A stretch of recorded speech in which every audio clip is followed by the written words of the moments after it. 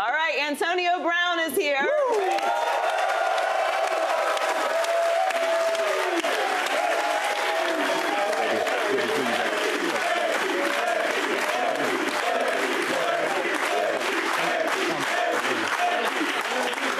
Welcome, Antonio. Antonio Brown is here on behalf of Visa. Visa is surprising fans and helping them get ready for the Super Bowl. Antonio, welcome to Undisputed. How you doing? Doing great. Excited to be here. Thanks for coming on. Antonio, I'm going to get right to it because I'm not one of these guys that when I've been critical of you, and I'm not going to allow you to come on here and then all of a sudden I'm going to pretend like I've said nothing. I've been critical of some of your antics, some of the excessive celebration penalties. I was very, very critical of the Facebook Live post. Can you understand why myself or some of the other guys would see that as being selfish and not team-oriented?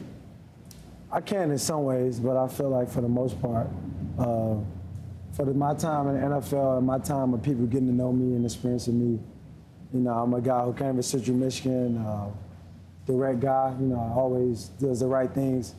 Celebrating the end zone, you know, that's what you work hard for. You know, it's not intended to cause any more attention on myself. It just shows how I work and how excited I am when I'm in the zone. You know, so I don't think there's a direct correlation to me wanting to be selfish or me wanting to be a distraction. Because I'm a team guy, man, and I think that's been established from my time and people know me. But you look, clearly, the offense is where the Pittsburgh Steelers are at. But you getting 15-yard penalties, you're putting your defense in a situation where the offense only has to go 15 fewer yards in order to get a field goal or a touchdown. That's the part that I'm talking. I understand your happiness. I understand your celebration. It's just like I tell people, like, well, won't he act like he's been there before? I say, when you go on vacation, how many times you been on vacation? You take pictures every time. Why don't you act like you've been on a vacation before? But I get it. But you were harming your defense more so than showing your exuberation for what you've been able to do. I think, you know, I don't think I got a personal foul a lot. You know, I mean, I got a celebration maybe once or twice. Three. But maybe 3 times. Well, you gotta celebrate. You know, I think in the world we live in, everyone want to celebrate your faults. They want to maximize your failures, and I think we need to celebrate people winning. You know, you working hard. It's hard to score touchdowns in the NFL. I'm sure you know. Absolutely. So when you get there, you gotta celebrate. It's no time to act like you've been there before. Every time is a new time, is a new feeling. So, look, I'm not as old school as Shannon is, so I didn't get as upset about the excessive celebration. And I have defended you on this show because I've been around you a number of times before. And I've always said, back me up on this. Good guy, good heart, hard worker, which can cancel a lot of the negative stuff because you do work hard and your teammates know you're as committed to that process as anybody.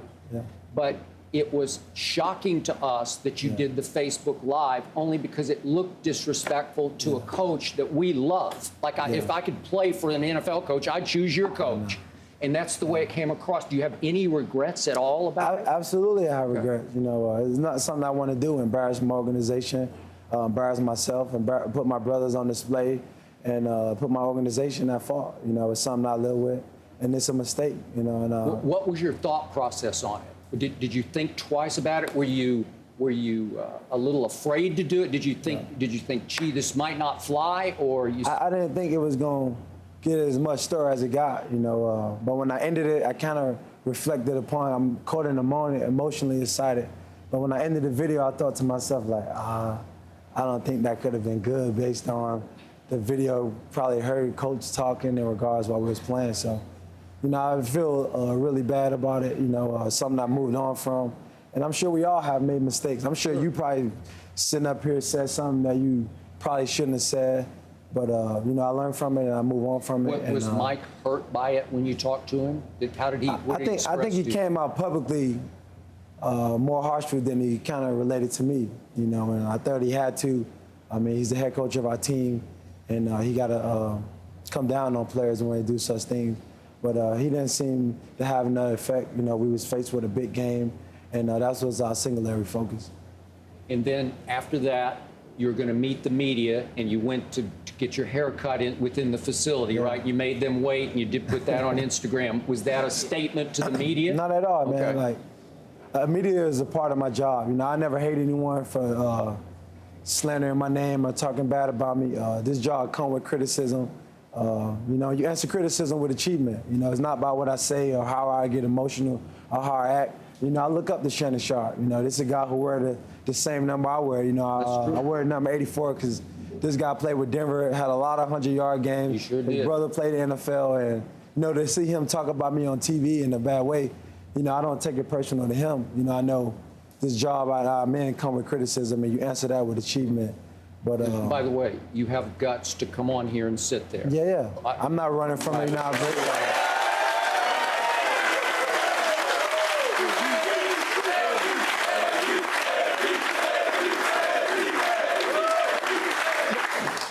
Outside of game tape, because obviously some of the great receivers, you place different teams you watch them, but I'm saying when they're on television, do you sit down and watch a Beckham or Julio or A.J. Green or some of the great receivers? Do you look at them and say, wow, I need to have me a big, because you were watching when Julio had 300. I knew you knew that. Yeah. I watch all those guys on a week-to-week basis, and it's continually competitiveness. You know, A.J. Green did this or Odell Beckham did that. I'm like, hey, man, I'll put that in my notes. And I try to take things from every one game because we all does things different or better, you know. So I always watch. You know, I'm a big fan of the game, and I'm always trying to grow in regards to the game and take pieces from other guys' game and put in my game and to be better. So how much do you feel at this point you're back in the good graces of both your teammates and your hierarchy, your organization, to the point that you're going to be a Steeler going forward? I think it's a great possibility. I think it never was a doubt for me in regards to how my team felt, the players in the locker room and my coaches. You know, I know they know when the balls roll out and the meeting room start, I'm there on point with my folder, getting my notes. And when I hit the practice field, everything's going to be full speed. I know the position I'm in correlates things to be a lot bigger than what they should be. I know, you know, you guys out of the media got a great responsibility. It's your guys' job to put out the truth, because I got kids and people who watch the shows and look at what you guys say and take it to heart. You know, I don't think my reputation or my correlation or how I relate to guys in the locker room or my play on the field was any question. It ever should have been a question. We're talking about a championship game that people don't even get a chance to experience over a case of a career. To say that I wasn't running the right route or to say that I'm mad that we scored a touchdown, that's just disheartening. And that was a report in one of the Pittsburgh papers that you were running the wrong route or half-hearted route. Who does that? But, you know, so that's bogus, you're saying, right? Yeah, I feel like as a media job, it's your job to tell the truth and give people fundamental facts of the reality things. And sometimes those things can get misconstrued from being in the position I'm in, and people just want to create stories. You also took criticism for not appearing to celebrate one of your touchdowns in Foxborough. What's your thought on it? Your I just think, point of view. When you're under that microscope, people are going to try to paint that picture and then create hype and put that type of attention on you. I think they took a wrong play, a picture from a whole nother play, and put that picture next to the touchdown play and say I was upset. Why would I be upset? The goal in the playoffs is to win. I wouldn't be here right now if we won a game. We'll be getting ready to play the biggest game in the world. It's a championship game versus the Patriots. So why didn't you talk after the loss in New England? Why did you blow off the media? I never blew off the media. You know, when the game was over, I was already had on my clothes. I was leaving. One reporter asked, "Hey, can I get you?" I'm like, "Hey, I'm already dressed. I'm leaving." I don't blow off the media. I don't blow off no one. I'm a professional. I don't run for anything. Let me ask you a question. Had you won that game, you had 150 yards, would you have been dressed that quick and out of the locker room? It wasn't even that quick. It was a lot of guys out the locker room. I just think but people you're don't look for a big deal. It goes you. Yeah. It goes you, Big Ben, and Le'Veon. You guys are the guys that the media really wants to talk to. You understand that, Antonio. Yeah, but I'll never go out on anyone. I never disrespect someone to feel like I'm too mad to talk. I'm a professional. My job tells me to deal with the media. I was already halfway at the locker room. It wasn't like I said, no, I'm not talking. That's not how it went. But when people write reports, they don't report how it went. They'll say, oh, he blew off the media. I never blew off the media one time. Why would I blow off the media? So that was the first. So how many times had you done that out of the 16 regular season game, the playoff game? How many times did you not talk to the media after the game? I never done that. So you can understand why people would think you blew the media off. No, but it's too late. It's like it's over. Half of the guys are out the locker room. I wasn't like I was in the locker room. I left. I even came back to the locker room. My guy Lou Lamson, a photo guy who was there on the field. he had a box for me. I walked back in the locker room to put it in my bag so I don't have a handful of things going to the bus, and the guy said, hey, can I get you?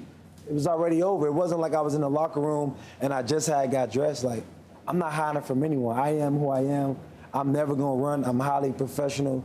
I could talk about anything. It's my job, and this is what I do. So then you went back on Facebook on the private plane that you were on, and you spoke to your fans. And it leads some of the Hall of Famers, the old schoolers, to conclude that your fans and your brand is maybe as important, if not more important, than your team.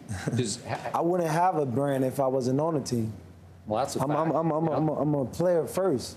So you do understand that. Come on, man. They're applauding what you do. They only my fan and got a brand because I'm a player on the field. Yeah. But if that wasn't the case, I wouldn't have that. So I got to take care of business first. I understand that. But I always like to give my fans an in-tune perspective so they can get a chance to see how I feel, because if they just hearing what everyone else says and I don't say anything, they just think that's what the story is. So I have to get in a direct correlation to let them know how I feel in regards of what the truth is. But people see better than they hear. They saw what you did in the locker room, and Mike Tomlin said you apologized to him and the team. You go back on social media and tell the fans, the very people that you were trying to appease when you posted the Facebook Live. And then that wasn't good enough. Now you put on Snapchat, you're getting a haircut at the stadium, and the media, you are now late to that. And then you put on, so can you understand? It's no late. It's, the media, I got a guy who worked with the Steelers, Dominic, he run the media. We on championship week of practice. I just got out of practice. I can't come to the media, come do an interview sweaty all up. I gotta get a haircut. I gotta ice my legs. I gotta get a stretch. I got a lot of things to do. The treatment part,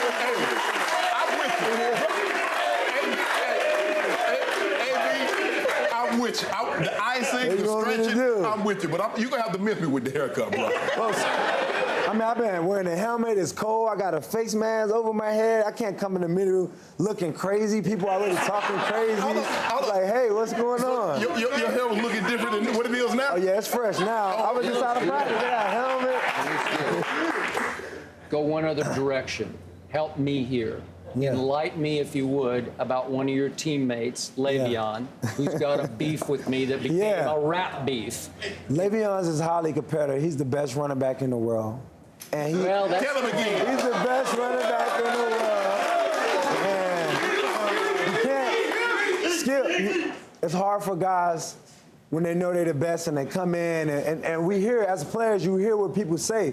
We can act like we don't hear, but we hear. And when people talk about Le'Veon, he's a bad guy. He's he did this, he did that. Man, the guy's a highly professional running back who take 30 carries a game. I got it. He can catch the ball wherever. And you may have slandered him. I didn't slander. I never said he was a bad guy. I said that was Zeke What'd he was say? the best running I said back. Zeke's better. Zeke only had 1 year. He had 1 year. He had 1 year. Zeke is He a great... also had one game at Pittsburgh this year. He Do you did. remember that game? Hey, but Le'Veon missed 4 games. He did. And he catch and run and block. Okay, so my opinion is that Ezekiel Elliott has already proven that he's a better running back. That's 1 year. Okay, that's because 1 he year. led the league in rushing. What does your eyes tell you? Le'Veon missed 4 games. He tiptoes. He's run hard. 30 carries. See, the thing is, I was telling Skip, is that you train to be number one. And when someone like myself say, well, he's second best or he's third best, you take that as a slight. You're taking offense to that. You take that as a slight. That's a challenge. We are competitors. Right. If I said Tony Gonzalez was a better tight end than you, man, you better hush your mouth.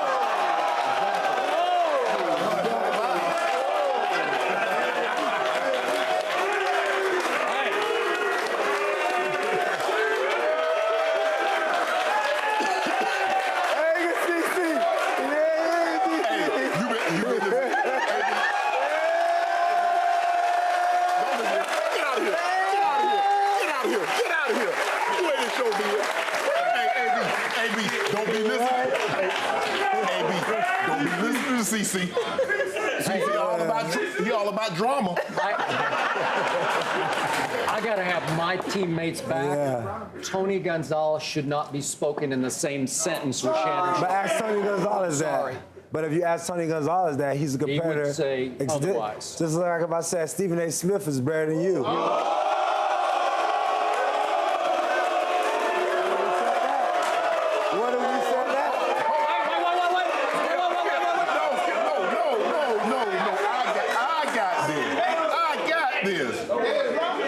no Stephen A. Smith. There's no Bomani Jones. There's no Torres. There's no Shannon Sharpe. He started this.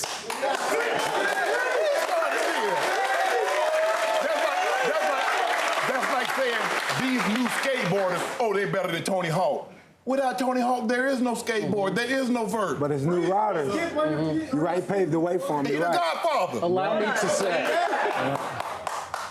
I do love Stephen A. Smith like a brother, and I do miss him, and he will always be my friend, but he never won a single debate with me. Not a single debate. Before we let Antonio go, Antonio, tell us what you're doing with Visa. Well, I'm here with Visa on behalf of Visa with the payment ring. You can spend money off this ring in regards to Visa. I've been here with a couple fans around the NFL shopping, buying them things and sharing love with the fans. We went to the Children's Hospital of Houston, delivered the kids some gifts with the Visa payment ring. And I'm gonna leave you guys a tip right now because business is booming. I'm gonna show you guys how this works. Put $1 right here. $1? $1. That's all I get for my service? All you get. Good. Way to go. I'll take $1. Thank you for joining us. Antonio, we need you to make your Super Bowl pick. This is your Okay. face. You put it on the side that you think. Which team is going to win?